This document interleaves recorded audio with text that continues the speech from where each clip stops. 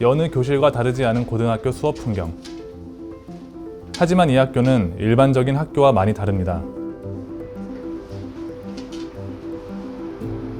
창문을 열면 보이는 회색 방음벽. 교실 벽과 불과 10m 거리에 왕복 6차선 영동 고속도로가 있습니다. 갑갑하죠. 소리 들리시는 것처럼 지금도 들리고, 그 영어 듣기 평가할 때 실제로 소음이나 들려서 방해됐던 적도 있고요. 졸음 방지라고 울릴 때가 있거든요, 소리가. 그때가 좀 제일 심한 것 같아요. 고속도로와 가장 가까운 간격은 불과 6.1m. 고속도로 바로 옆 고등학교. 가능한 일일까요? 저희 학교가 86년도에 세워졌고 영동고속도로는 91년도인가 2년도에 건설이 된 거로 알고 있어요. 그 당시에는 뭐 그냥 국가에서 그렇죠. 뭐 한다고 하면 뭐 저희가 뭐 반대할 수 있는 그런 여력도 없고. 예. 방음벽을 선치해 줬는데 일자형으로. 그래도 소음이 계속 그 교실로 들어오니까 참아왔던 건데 이제는 이 상황은 너무 심하다. 방음벽이 설치돼 있지만 소음을 차단하기엔 역부족. 학생과 교직원들은 30년 가까이 소음 공해에 시달려 왔습니다. 이 도로 확장 공사가 얘기된 게 이제 2016년도인가요? 도로공사 측에서 공청회를 했어요. 이제 공청회 할 때마다 저희는 이제 학교라는 특수한 여건이나 뭐 이런 걸 이제 얘기하면서 터널용 방음벽을 이제 요구를 했는데 뭐 그때마다 그 의견을 접수하겠다.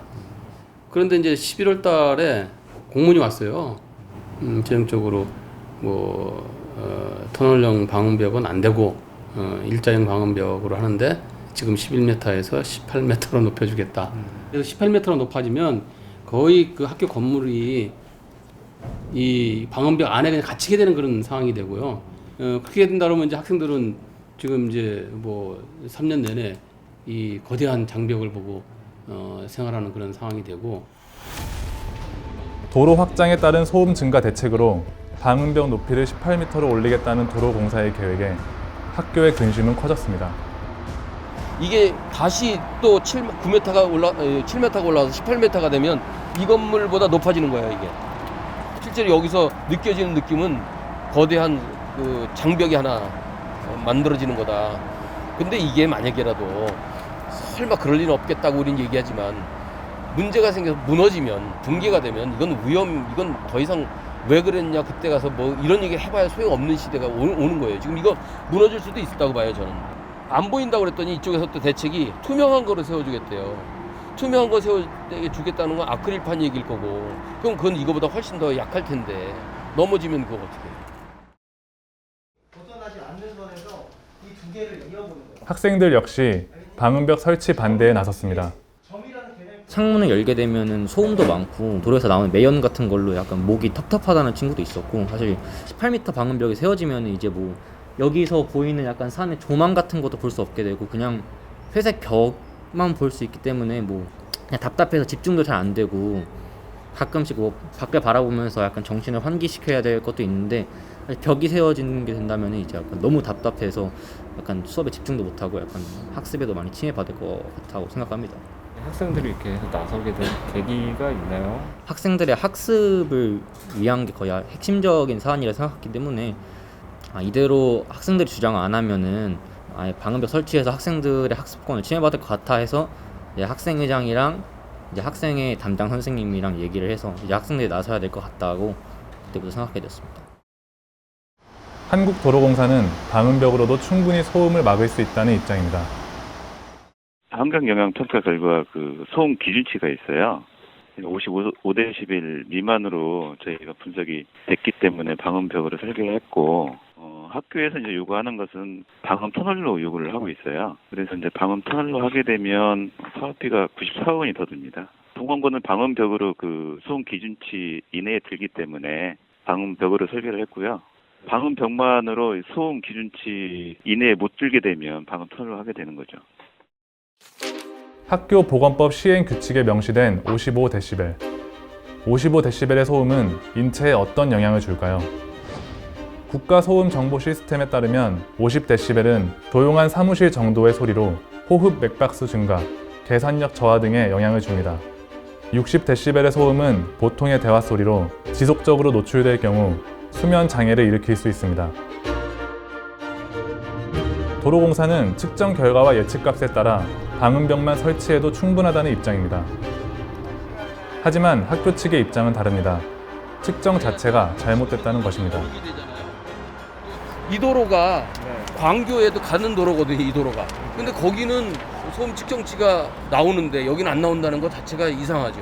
아무 자료도 없이 자기들끼리 하는 시뮬레이션이 있다. 그렇게만 얘기하는 거예요. 믿어달라. 근데 믿을 수는 없죠.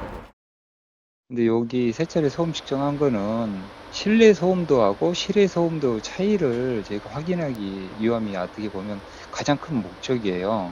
그래서 이거를 저희가 한 5가지 정도 쭉 조사한 내용을 환경부에 협의를 마친 사항이에요.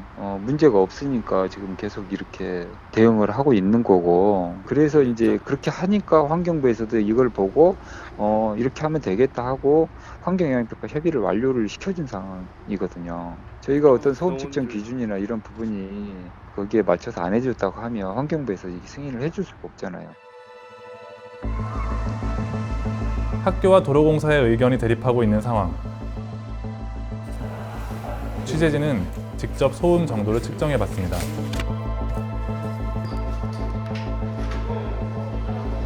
동원고 건물에서 측정한 소음 정도는 대략 60dB 정도. 지속적으로 노출될 경우 수면 장애에도 이를 수 있는 수준입니다. 동원고등학교와 5.7km 떨어져 있는 한 중학교. 이 학교 인근에도 역시 영동 고속도로가 지납니다. 동원고와 다른 점은 방음벽 대신 방음 터널이 설치되어 있는 것입니다. 이 학교의 소음 측정값은 약 44dB로 동원고와 차이가 큽니다. 광교 지역도 처음에는 일자형으로 설계가 됐었는데 그 주민들이 뭐 시끄럽다고 민원 막 한 1년 제기해가지고 도로공사에서 알았다고 그래가지고 이제 뭐 물론 뭐 부담금은 조금 냈겠지만 그 이상으로 돈을 들여가지고 그 터널형으로 설계 변경을 한 걸 보면 저희가 이거 무리한 요구라고 생각하지는 않습니다, 솔직히. 인근에 저희가 방음 터널이 설치된 이제 광교지구라고 하는데요. 여기는 고속도로보다 늦게 개발이 됐어요. 그래서 후발 지역이거든요. 그래서 이제 이쪽을 개발한 개발 주체인 경기도시공사 이쪽에서 일체 비용을 저희한테 부담을 해서 저희가 수탁으로 시행한 거기 때문에 동원고등학교하고는 좀 성격 자체가 틀립니다. 영동 고속도로 확장 공사로 불거진 학교 소음 문제. 원만한 해결 방법은 없는 걸까요?